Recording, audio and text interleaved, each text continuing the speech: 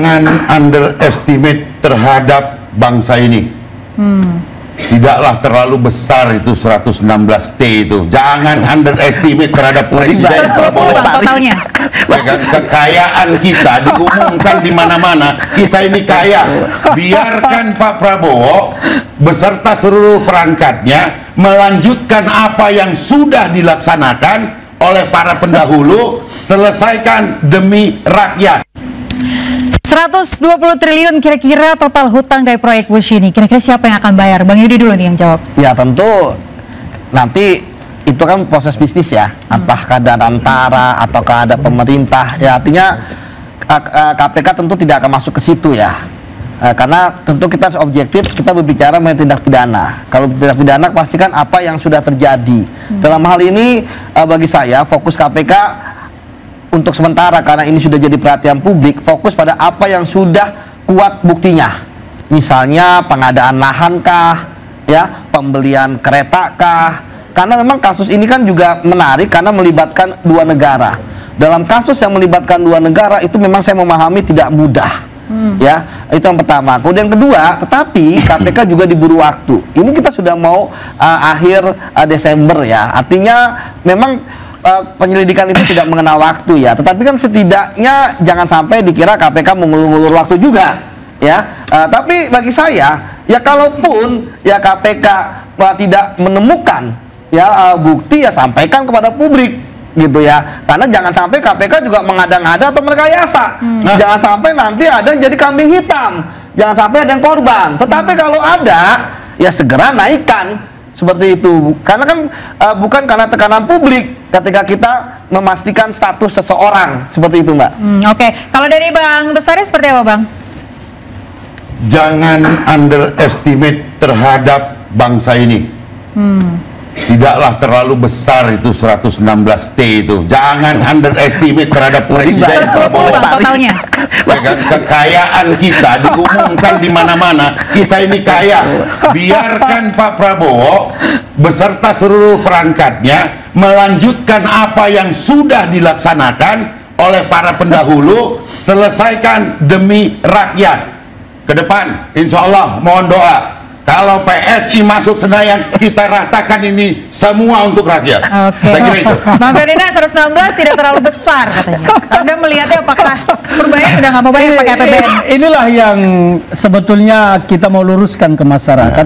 Bukan soal 116 triliunnya kecil atau besar, tetapi kita kembali kepada bahwa kebijakan ini telah keliru, bahwa kebijakan ini patut diduga menyimpang, bahwa kebijakan ini patut diduga telah terjadi pidana korupsi, bahwa kebijakan ini merupakan ambisi yang tidak seharusnya. Nah, inilah yang harus kita bereskan, dan kita berharap ke depan tidak ada lagi pemimpin-pemimpin yang mengedepankan ambisinya, mengorbankan kepentingan rakyat yang lebih besar. Karena sekarang utang sebesar ini, maupun menurut Bang Bestari tadi kecil, itu akan ditanggung oleh semua masyarakat. Jangan dipisahkan negara dengan Danantara. Danantara itu juga adalah uang rakyat, uang negara. Kapan lagi keuntungan BUMN kita nanti yang dikelola Danantara ini dipergunakan untuk kesejahteraan rakyat, kalau hanya akan dipergunakan membayar utang atas kesalahan pemimpin sebelumnya. Nah, ini yang kita berharap jangan lagi terulang-ulang seperti ini. Kita dukung KPK untuk mengusut kalau memang ada pihak-pihak yang terlibat dalam korupsi di sana, supaya ditindak sehingga efek jerahnya ke depan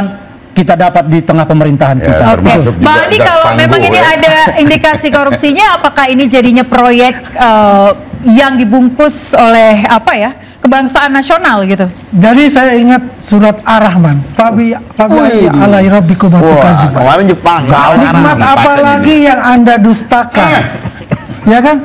Kalau kita melihat apa yang telah dilakukan oleh pemerintahan Jokowi, coba lihat di Ambon, jembatan yang menghubungkan 20, itu muter itu bisa sampai 3 jam. Itu hanya 40 menit sampai ke kota Ambon dari bandara. Siapa itu? Siapa yang mengeksekusi itu? Walaupun planningnya dari presiden terdahulu. Kembali lagi saya bilang, dibutuhkan adalah seorang eksekutor. Tapi kalau tadi dibilang dibungkus, pengertian dibungkus seperti apa? Yang dilakukan, saya setuju dengan Bang Bes tadi. Tapi kan kalau proyek WUSH ini dari zaman SBY planningnya bukan begitu, Bang? Zaman SBY kan Jepang tuh, on paper only. Oke. Tidak ada langsung eksekusi. Apakah on paper itu tidak ada cost of run nantinya? Pasti ada juga. Karena semuanya itu ya ada cost of run. Semua juga pasti akan rugi juga gitu loh. Makanya kan kembali lagi, nikmat apa lagi yang kamu dustakan? Bang Ferdinand naik bus saja dia nggak pernah. Lo memang itu bukan pilihan bagi saya, sama dengan tapi Anda jangan sebut-sebut nama saya. Saya tidak menggunakan WUS karena saya lebih memilih menggunakan jalan tol. Betul-betul nggak pakai. Anda jangan seolah-olah bertendensi negatif terhadap saya. Bayar hutang kan bukan nikmat, Bang. Bayar hutang, ya bayar hutang ada setelah dia menikmati. Ya, dia membayar hutang itu. Nikmati hutangnya. Tetapi ingat, itu tidak 100% dari Republik Indonesia. 60% konsorsium, 40% dari China. Semuanya dengan jadi intinya apa? Tunggu dulu. Ini kembali menutupi kesalahan dan kegagalan proyek ini dengan narasi-narasi heroik. Semalu punya negara begini kalau seperti ini. Kalau Anda tidak heroik, kenikmatan bagi rakyat, memberikan nikmatan bagi rakyat sampai hari ini kita memberikan membangun negara ini. Membangun negara itu tidak harus menjadikan proyek rugi dan Indonesia. Membangun negara itu bisa tanpa rugi dan tanpa korup untuk bangsa Indonesia. Anda itu teriak-teriak, tapi faktanya ini rugi dan diduga korup. Saya mampu membangun bangsa ini tanpa rugi dan tanpa korup. Bagaimana Anda akan membangun? Cuma jadi jubir aja. Anda tidak mencoba namanya nekebus. Sebentar. Ngapain saya coba? Saya lebih nikmat menggunakan jalan tol. Jangan Anda paksa saya. Contoh orang berbicara yang dia tidak tahu apa rasanya gitu. Ngapain Anda paksa saya harus menggunakan bus? Memberikan penilaian terhadap apa yang tidak pernah dia pegang. Kita tidak menilai, ini orang-orang dari mana sih? Kita tidak menilai penggunaan busnya, tapi menilai prosesnya. Pelayanan nggak suka. Tapi itu semuanya cuma karena ya. Tapi kan yang kenikmatan yang hilang ini. Tapi kan yang dinilai prosesnya, Bang Bestari. Bang Bestari yang dinilai prosesnya. Ini milih-milih narasumber prosesnya. Proses sudah dilaksanakan, ada konsultan di sana, ada semua di sana. Faktanya sekarang proyek ini menjadi salah. Kereta WUS tetap WUS. Oke. Inilah makanya negara makin hancur di tangan orang-orang seperti ini.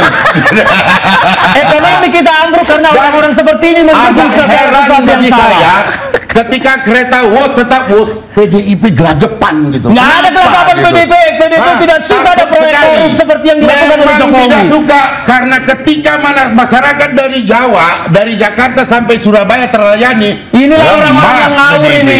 Orang-orang ngawur ini sekarang pemerintahnya Prabowo, bukan pemerintahnya Jokowi. Paham kita ini. Anda jangan Jokowi lagi. Jokowi sudah masa lalu. Yang harus kita selidiki dan adili. Ketua umum lu nggak masa lalu? Ketua umum kami masih ketua umum sampai sekarang. Oh, dia juga ada sekarang. Sekarang ini masanya Jokowi masa lalu yang harus kita adili karena banyak membuat negara.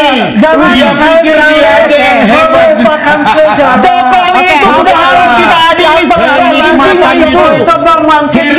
Jokowi sudah waktunya kita adili sekarang. Jangan dibela-bela sama terus. juga Indosat kita buka kembali. Sudah kenapa Anda nggak bicara tentang Indosat? Jokowi harus kita adili sekarang.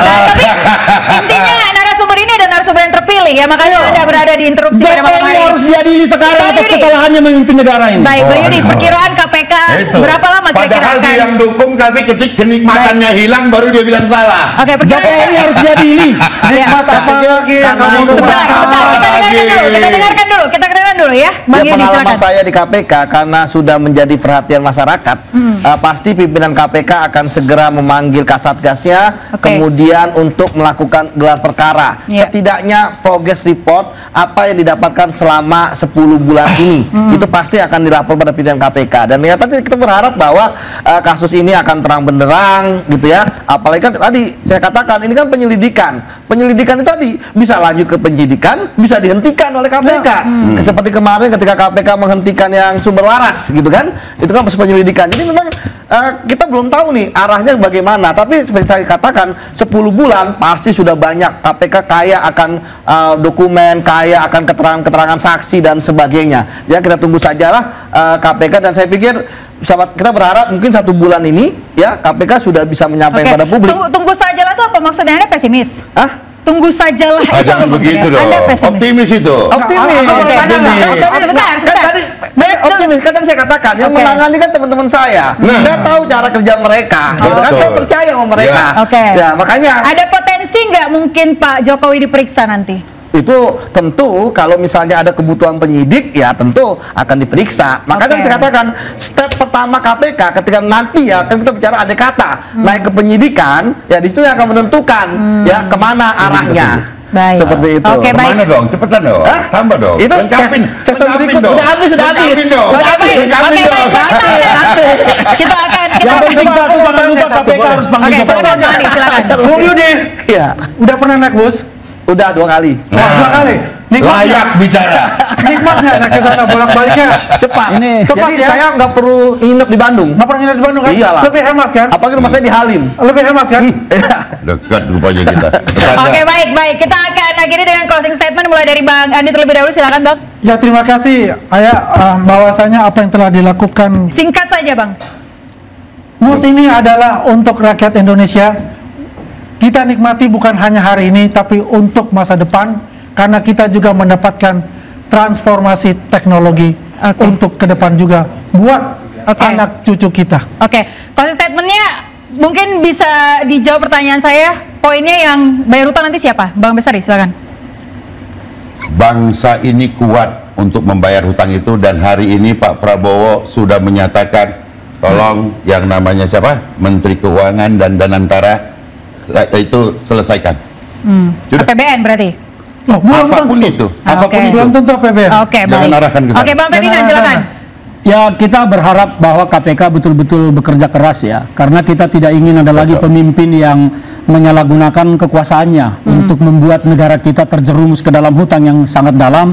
Dan saya sangat berharap kepada teman-teman di penyidik KPK untuk memanggil siapapun, Baik. bahkan termasuk memanggil Jokowi, Dan memanggil Luhut, Megawati semuanya juga silakan dong, dipanggil. jangan cuma Jokowi. Oke, silakan Terima lanjutkan kasih. Bang. Oke. Itu aja Termasuk dari saya. yang mendukung Pak Jokowi kan Megawati, Oke. undang juga Silakan, dong. Bang Yudi, silakan. Ya, anggap aja apa? Ya, proyek ini kan bukan proyek fiktif, ada barangnya. Proyek ini juga bukan proyek mangkrak, berjalan sampai saat ini. Maka tentu saran saya kepada teman-teman penyidik KPK, perkuat audit ya, untuk kemudian bisa dilihat bagaimana segregasi ya antara kerugian keuangan negara ya dan fakta yang sebenarnya. Itu saja. Jadi Oke. loss-nya itu bisa dilihat secara faktual. Oke, Jadi kita baik. mainnya keilmuan. Oke, Gitu. baik. Boleh tepuk tangan dulu dong untuk keempat narasumber ini.